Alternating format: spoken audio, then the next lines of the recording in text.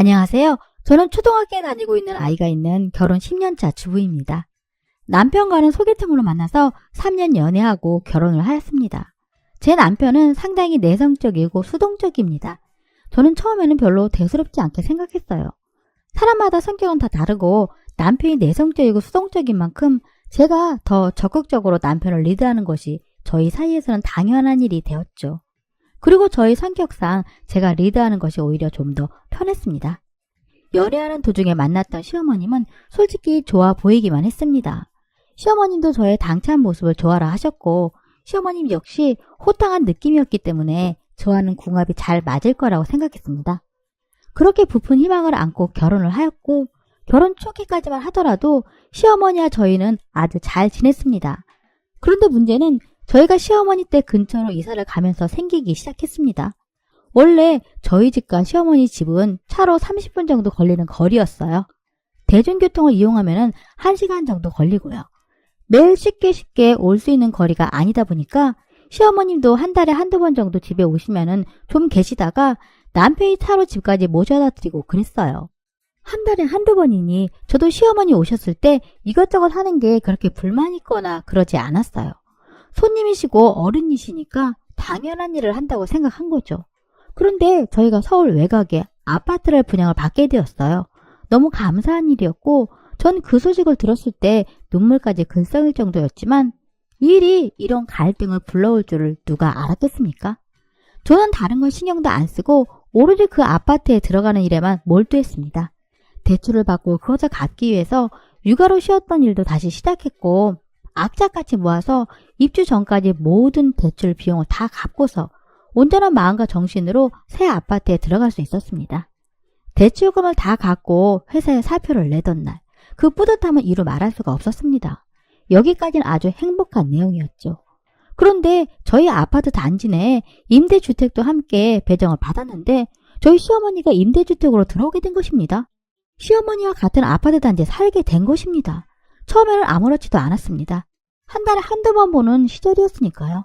오히려 일찍 시아버지를 하늘나라로 보내고 아들과 단둘이서만 지내시던 시어머님과 남편에게는 좋은 일이라고 생각했습니다.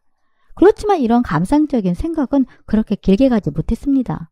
저희가 새 아파트로 들어간 그날부터 하루만 자고 가겠다던 시어머니가 눌러 앉으려는 눈치여서 미치겠습니다. 며칠 전에 시어머니가 저희 집에 아이를 봐주러 오셨어요.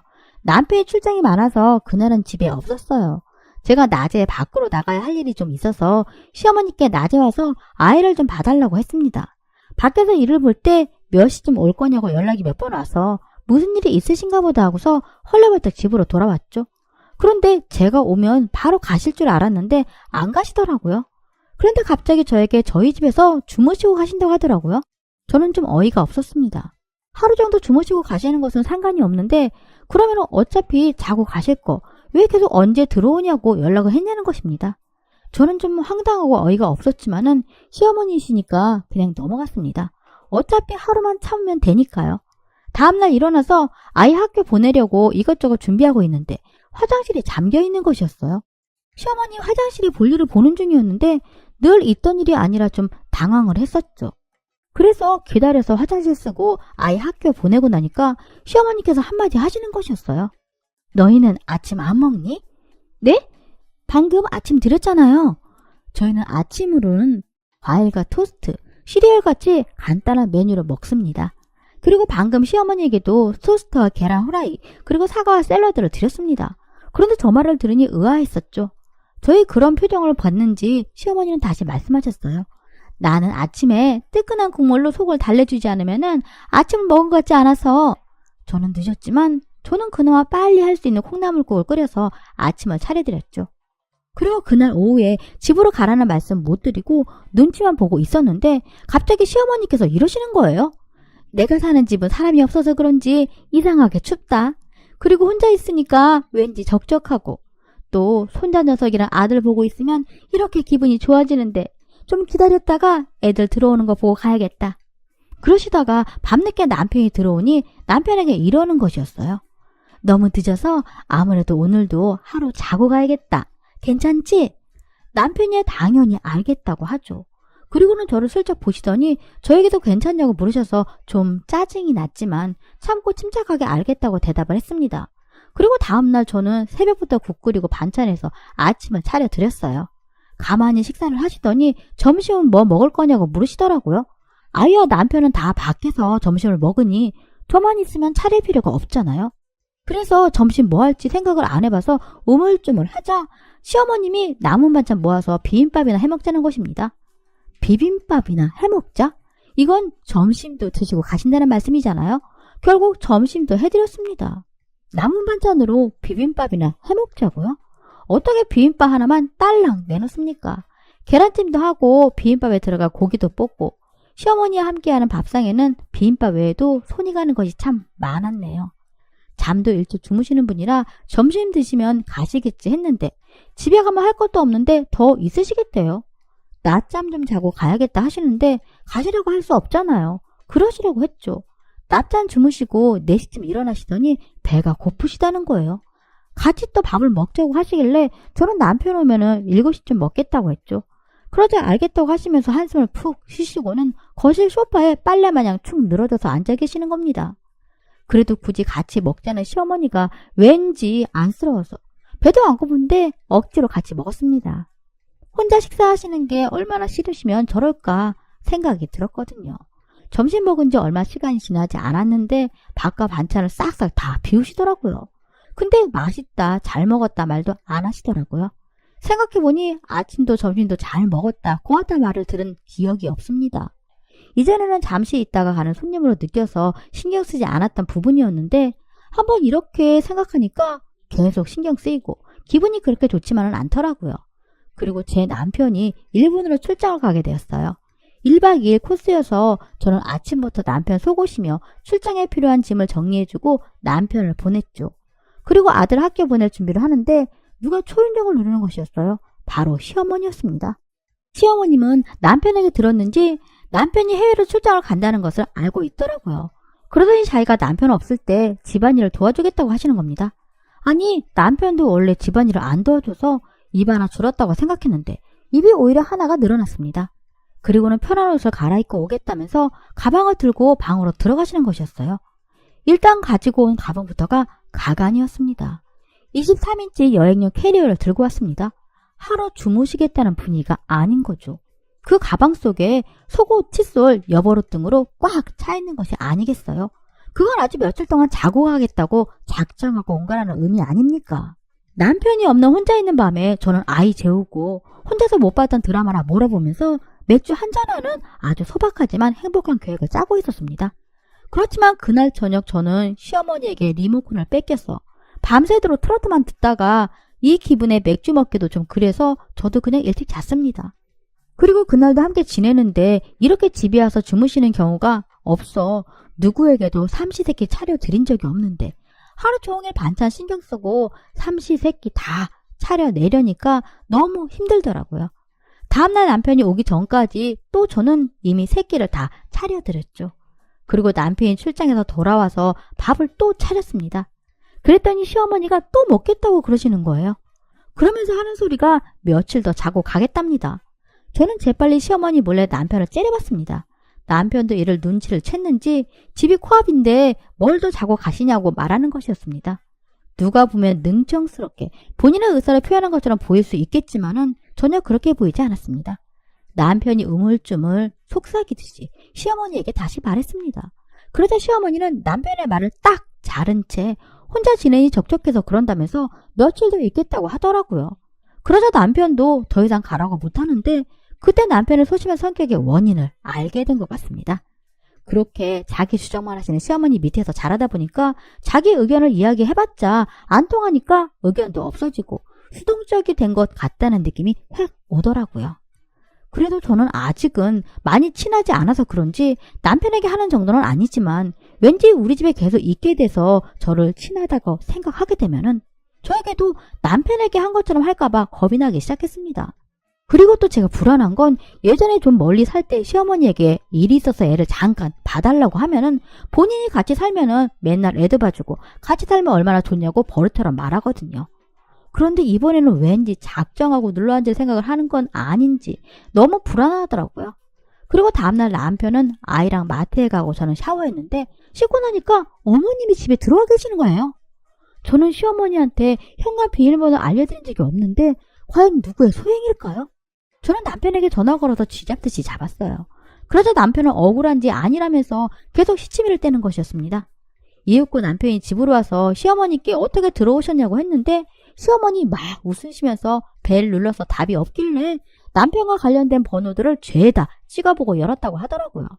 좀 기다리거나 전화를 하지 이것저것 눌러봐서 비밀번호 맞춘 게 너무 소름 돋더라고요. 이제 비밀번호 알았으니 시도 때도 없이 올 것 같고 시어머니가 비밀번호 알았다고 바로 바꾸기도 눈치 보이고 미치겠네요. 그렇게 계속 시간은 가고 가실 기미가 보이지 않더라고요. 그래서 마음을 굳게 다잡고서는 내일은 대구로 가시라고 해야지 결심하고 잠들었는데 제가 이제 집으로 돌아가시라는 말을 하기 위한 분위기를 만들어 놓으면 남편이 계속 딴지를 거는 겁니다. 예를 들면 제가 사람이 너무 집을 비워두면은 청소나 설거지 같은 것이 소홀해진다 이렇게 제가 말하면은 그러면은 건강에도 좋지 않다는 등 뭐 이런 식으로 말을 해주면 되잖아요. 그런데 제가 이렇게 말했어요. 집을 너무 비워서 어머니 댁에 먼지 너무 많이 쌓이는 거 아니에요? 그러니까 남편이라는 작자가 하는 말이 가관이었네요. 그럼 네가 가서 청소 좀 해줘. 진짜 이 말 들었을 때 남편이고 뭐고 그 입을 한 대 쥐어받고 싶었습니다. 예전에 자주 안 오셨을 때는 시어머니 편에 서 있는 것이 효자 같아 보였는데 이제 자주 오시니 남편은 그냥 소심한 마마보이에 불과한 것이었어요. 시어머니의 막무가내 행보는 계속되었습니다. 아침 반찬에 계란말이를 먹으면서 내일은 계란말이 말고 계란찜 좀 해줘라 하시더라고요. 그게 무슨 뜻인지 너무 잘 알겠더라고요. 오늘도 안 가시겠다는 말이죠. 계속 이렇게 하루하루 저희 집에 머무는 시간이 길어지니 정말 미칠 지경이었습니다. 그런데 저를 보호해줘야 할 남편이라는 작자는 정말 말 그대로 남의 편이 되어서 저를 함께 몰아가고 있었습니다. 저는 많은 고민을 하게 되었죠. 남편을 믿을 사람이 안 되고 시어머님은 계속 집에서 눌러 앉으려고만 하고 있고 이러다 정말 시어머님이 우리 집에 살게 되면 이건 정말 재앙이었습니다. 그날은 감사하게도 시어머님이 오시지 않는 날이라 혼자서 고민을 하고 있었습니다. 머리를 쥐어짜는 중에 아들이 발에다가 붕대를 감고서 목발을 짚고 오는 것이 아니겠어요? 저는 너무 놀라서 아들에게 달려갔죠.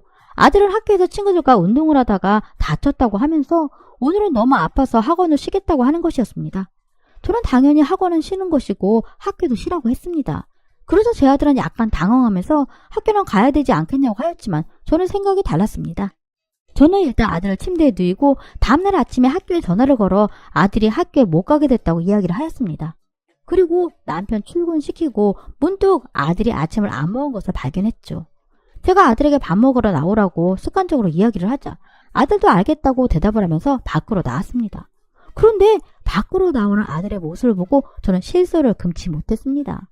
오른발이 다치면은 오른쪽에다 목발을 짚어야 하는데 아들은 오른발에 붕대를 감고 왼쪽 팔로 목발을 짚고 나왔습니다. 저는 아들을 조용히 불러서 자리에 앉히고 발이 많이 아픈지 물어보았죠. 아들은 너무 아파서 걷기가 불편하다고 볼멘 소리를 하더라고요. 저는 약을 발라주겠다면서 아들의 발목에 감긴 붕대를 풀려고 하자 아들은 기겁을 하며 저를 말렸습니다. 아들이 저를 속이려는 것이 괘씸하기는커녕 너무 귀여워 보였습니다. 저는 아들에게 솔직히 말하면 혼내지 않겠다고 하자 아들은 저에게 이야기하였죠. 사실 친구들이랑 더 놀고 싶은데 학원을 가야 돼서 친구한테 붕대랑 목발 빌려서 거짓말했어요. 그런데 엄마가 학교까지 가지 말라고 할 줄은 몰랐어요. 죄송해요. 저는 아들의 머리를 쓰다듬어 주면서 앞으로 이런 일이 있으면 사실대로 이야기를 된다고 했었습니다. 학원 한번 빠질 수도 있다면서 거짓말하는 것이 더 나쁜 일이라는 이야기 했었죠. 아들은 기분이 쏟아지며 저와 함께 가보는 것을 시작했습니다. 이런 일이 있고 나서 아들과 밥을 먹자 분위기가 아주 좋았습니다. 게다가 시어머니 이야기가 나왔어요. 아들이 먼저 말을 꺼냈어요. 우리 이사 오면서 할머니 너무 자주 와서 좀 짜증나. 그래도 그렇게 이야기하는 건 아니지.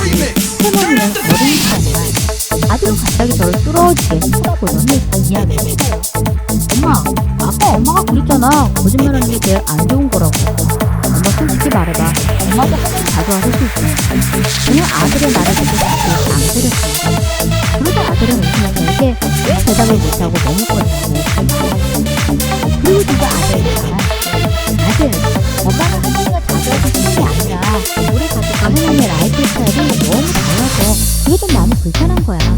할머니가 집에 있으니까 아들이 좋아하는 반찬도 못 해주고 우리가 이렇게 자유롭게 이야기하기도 힘들고 불편한 일이 참 많지 않니? 그래서 오늘은 고민이란다. 이 말을 듣자 아들은 고개를 끄덕이면서 말했습니다. 맞아. 할머니 있으면 맨날 이상한 국에다 밥 먹어야 돼. 내가 소시지 먹고 싶다고 하면은 그런 거 몸에 안 좋다고 먹지 말라고 뭐라고만 하고. 나도 할머니 싫어하는 건 아닌데 요새 너무 자주 온 거 같아서 좀 그래. 이러다가 같이 살자고 그럴까봐 가끔 무섭답니다. 드디어 저의 동지를 찾았습니다. 저는 좋은 생각이 났습니다. 그리고 아들에게 말했죠.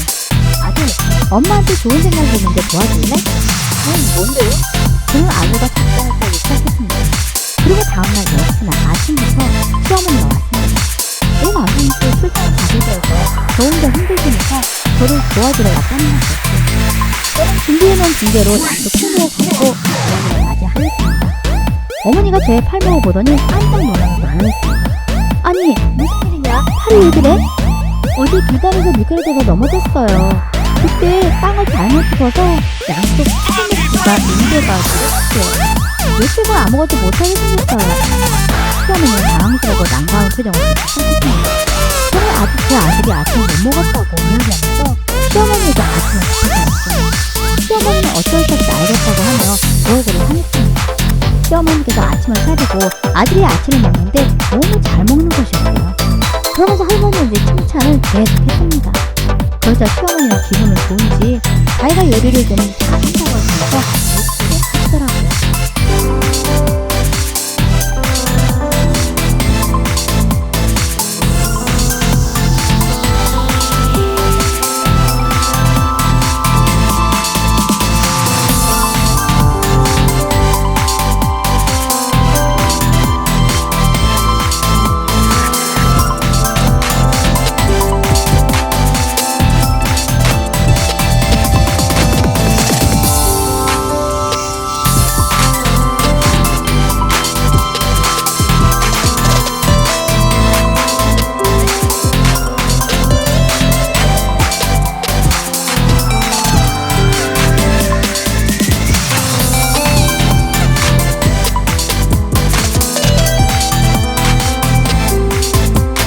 제 아들이 말했습니다. 할머니, 이거 저녁에도 해줘요. 시어머니는 알겠다고 하면서 기도를 쓰이셨어요. 그리고 저는 병원에 갔다 오겠다고 하고 밖으로 나왔습니다. 오랜만에 친구들을 만나서 수다 좀 떨다가 점심까지 먹고 집으로 왔죠. 시어머니는 잔뜩 화가 난 얼굴로 저에게 점심도 안 차리고 뭐하는 짓이냐고 물었습니다. 저는 양 팔목을 보여주며 말했습니다. 어머니, 병원에 갔다 왔는데 빨리 나으려면 움직이지 않고 쉬는 게 제일 좋대요. 괜히 지금 무리했다가 계속 아프면 어떡해요. 죄송한데 점심은 어머니께서 혼자 차려 드셔야 할 것 같아요. 그리고 방으로 들어갔습니다. 저녁에 아들이 돌아와 시어머니에게 저녁밥을 차려달라고 말하였고 시어머니는 아들의 저녁을 차려주었죠. 그리고 시어머니가 리모컨을 차지하고 거실에 계신데 아들이 나와서 리모컨을 빼앗고 교육방송을 틀었습니다. 할머니, 나 이거 보고서 문제 풀어오는 게 숙제라서 이거 꼭 봐야 해요. 학교 숙제라고 하니 시어머니가 별 수 있겠습니까? 알겠다고 하며 같이 교육방송을 보다가 재미가 없으신지 방으로 들어가시더라고요. 아들은 밤 12시까지 교육방송 틀어놨고 시어머니는 기다리다 지쳐서 잠이 들었습니다.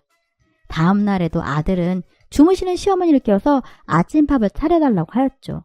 시어머니는 저를 쳐다보았지만 저는 멋쩍은 웃음과 함께 붕대에 감긴 양쪽 팔목을 보여드렸죠. 시어머니는 또 아들의 아침밥을 차려주었습니다. 아침을 먹으면서 아들은 저에게 말했습니다. 엄마, 저번에 엄마가 사준 후드티 어딨어? 그거 빨래통에 있는데? 나 그거 입고 싶은데 빨리 빨래해줘. 미안, 엄마가 지금 아프잖아. 나중에 다 나으면 그때 빨래 해줄게. 그러자 아들은 심통을 부리기 시작했습니다. 빨래 지금 안 해주면 학교 안 갈 거야. 저와 아들의 실랑이를 계속 지켜보던 시어머니께서 그만 좀 하라고 하시면서 자신이 빨래를 해주겠다고 말하였습니다. 저는 시어머니께 세탁기를 어떻게 돌리는지 설명을 해드리고 한마디 덧붙였습니다. 어머니, 이왕하시는 김에 다른 빨래도 부탁드려요. 아, 그리고 속옷이랑 겉옷이랑 구분하는 건 말씀 안 드려도 잘 아시죠? 시어머니는 온갖 짜증 섞인 표정으로 저를 쏘아보았지만 저는 시어머니의 눈빛을 피해서 방으로 유유히 들어왔습니다. 세탁기 돌아가는 소리가 들리고 아들의 목소리가 다시 들렸습니다. 할머니, 나 방 청소하는 것 좀 도와주세요. 이윽고 몇 분 뒤에 시어머니는 짜증이 났는지 이렇게 이야기하는 게 들렸어요. 야, 그만둬라. 그냥 내가 할게. 넌 학교 나가라. 결국 시어머니가 집안 청소를 다 하였죠. 세탁기는 청소가 끝나는 시간에 맞춰서 세탁을 끝냈고 시어머니가 세탁물을 널어놓는 듯한 소리가 들렸습니다. 그리고 제가 나가서 주섬주섬 점심을 차리는 척을 하다가 외마디 비명을 지르며 그릇을 떨어뜨렸어요. 쨍그랑 소리와 함께 그릇은 깨지고 말았죠. 시어머니는 완전 열이 받아서 깨진 그릇을 치며 말했습니다. 너는 왜 시키지도 않은 짓을 하고 있어? 어? 저는 최대한 불쌍한 목소리로 말했습니다. 이제 점심 식사할 때여서 제가 뭐라도 해드리려고 했는데 팔이 너무 아파서 그릇도 못 들 지경이네요. 죄송해요. 시어머니는 짜증이 날 대로 나서 말했습니다. 됐다. 알아서 해먹을 테니 들어가라. 그러면서 시어머니는 혼자서 점심을 차려 드시는데 역시 제 거는 준비를 안 하셨더라고요. 그래서 저는 방에서 나와 시어머니께 말하였습니다. 어머니, 저도 밥 한 공기만 퍼주세요. 그리고 수저도 좀 부탁드릴게요. 이번에는 최대한 얄미운 톤으로 말하였습니다. 같이 점심을 먹고 제가 치우려고 국그릇을 들다가 신음소리와 함께 국그릇을 놓쳤습니다. 남은 국이 테이블을 덮었습니다. 어머, 죄송해요. 제가 치우는 거 도와드린다는 게. 그러자 시어머니는 저에게 됐다고 그냥 방으로 가라고 하시고는 본인이 뒷정리를 다 하셨습니다. 그리고 아들이 저녁에 돌아와서 시어머니가 해주신 저녁을 먹으며 말하였죠. 할머니, 할머니가 해준 밥이 제일로 맛있어. 이제 앞으로 밥은 할머니가 해주라. 응? 그러자 시어머니는 알겠다고 대답을 하였지만 심히 당황한 기색이 역력했습니다. 그렇게 며칠을 시어머니는 저희 집에서 온갖 집안일을 다 하며 지냈습니다. 그리고 웬일로 시어머니가 집에 더 계시겠다는 소리도 안 하시고 집으로 가야 한다고 말씀을 하시는 것이었어요. 저는 시어머니가 집에 오실 때마다 팔목에 붕대를 감았습니다. 그리고 아들이 결정타를 날렸죠. 할머니, 우리 학교 급식업체가 뭐 잘못해서 당분간 도시락 싸가야 한대. 물론 말도 안 되는 뻥이었죠. 하지만 시어머니께서 그런 것을 알 리가 없었죠. 졸지에 도시락까지 싸야 하는 상황이 생기자 시어머니는 저희 집에 오는 횟수가 서서히 줄어들었죠. 그리고 요새는 아들이 없을 때만 오려고 합니다.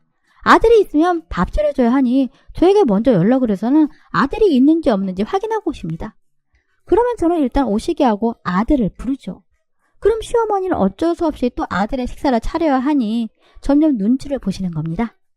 남편에게 말해보았지만 자기 아들이 할머니가 해준 음식이 맛있다는데 뭐라고 하겠습니까? 그냥 그렇게 해달라고 할 뿐이죠. 결국 시어머니는 예전처럼 저희 집에 한 달에 한두 번만 오시게 됐습니다. 이건 모두 제 아들의 여려한 덕분이었습니다. 아들과 작전을 짜고 아들이 해야 할 일이 많아서 걱정했는데 너무 잘해줘서 나름 기특했습니다. 별로 좋아하지도 않은 할머니 음식을 맛있다고 먹어주고 할머니가 거절 못하게 집안일도 시켜줘서 시어머니가 쉽사리 다시 한번 겪게끔 하는 것이 저의 계획이었습니다. 이 계략으로 우리 가족은 일상을 되찾았고 저는 아들에게 온라인 게임용 새 컴퓨터를 하나 사줬습니다.